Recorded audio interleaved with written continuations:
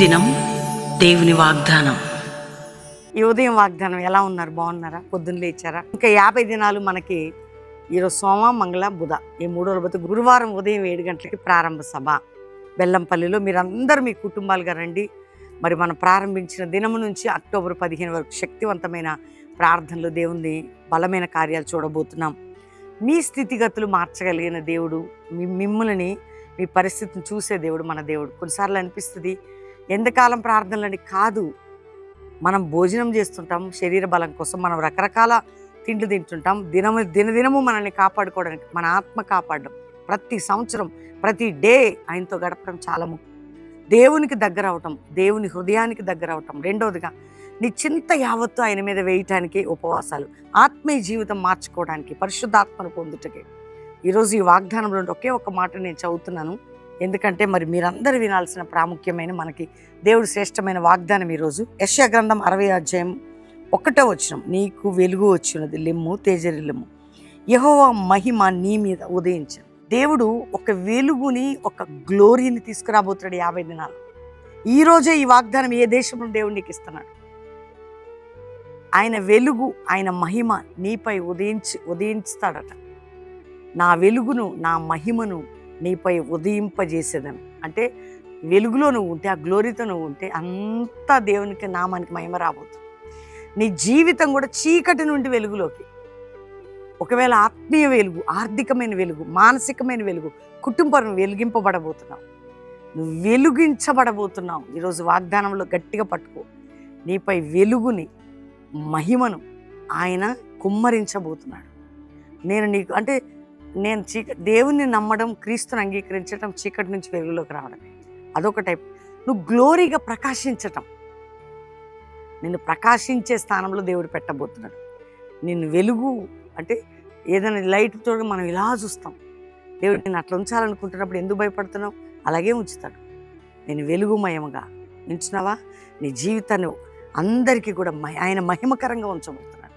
కాబట్టి ధైర్యం తెచ్చుకో. నాతో కలిసి ప్రార్థనలో ఏకీభవించండి. ప్రభువా, ఎంతమంది బిడ్డలు ఈ వాగ్దానం వింటున్నారో, రక్షణ లేని వారికి రక్షణ, రోగులకి స్వస్థత, వ్యాధిలో, బాధలు, చింతలు, నిందల్లో, గాయాల్లో, అవమానాల్లో, పోరాటాలు, కృంగుదలున్న ప్రతి బిడ్డని విడిపించి, అప్పులు, ఆర్థిక కోర్టు కేసులు, గర్భఫలంలో ఏదైనా తప్పించి, విడిపించి, రక్షించి ఒక వెలుగుమయంగా నీ బిడ్డలని, నీ నామానికి మహిమ తెచ్చే బిడ్డలుగా. అంతేకాక తండ్రి, ఎవరెవరు మ్యారేజ్ డే, బర్త్డే జరుపుకున్న వారిని ఆశీర్వదించి, ప్రపంచ దేశాలు, మా భారతదేశంలో మా క్రైస్తవ సంఘాలు, ఆత్మీయులు, మా దేశ క్షేమము, రక్షణ, ఉజ్జీవంలోకి నడిపించి ఒక జాషువా జనరేషన్, ఒక అపోస్తుల మినిస్ట్రీ రైజ్ కావాలి.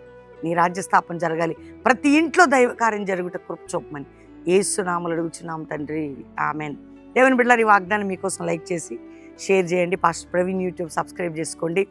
నా వేదనలోనే పాట వింటున్నారా? అద్భుతమైన సాంగ్ అది మీకోసం, మనందరి కోసం ప్రవచనాత్మకమైన పాట. మన యూట్యూబ్లో కూడా కొలాబరేట్ అయ్యి ఉంది. వినండి, చూడండి. ఈ పాటను మనం రోజు పాడుకుని దేవుని ఆరాధిద్దాం. దీంతో పాటు ఆగస్టు 27 ఉదయం 7 గంటలకి 50 దినముల ప్రారంభ సభ. అందరం సిద్ధపడదాం. బెల్లంపల్లిలో మనందరం కుటుంబాలు కలిసి ప్రారంభించి గొప్ప ఉజ్జీవాన్ని చూడబోతున్నాం. God bless you. Praise the lord.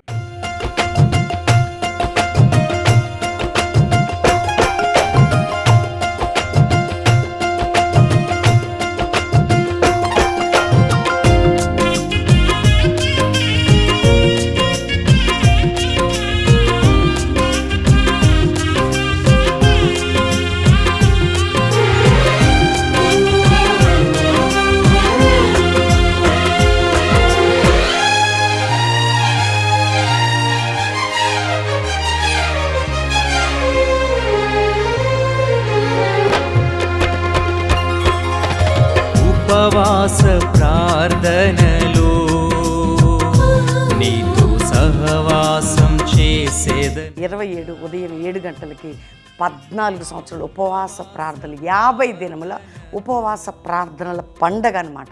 Fasting ప్రారంభ సభ అది. మీకు తెలుసు, గత 13 సంవత్సరాలు దేవుడు ఎంతో బాగా నడిపించాడు. ఇది 14th ఇయర్.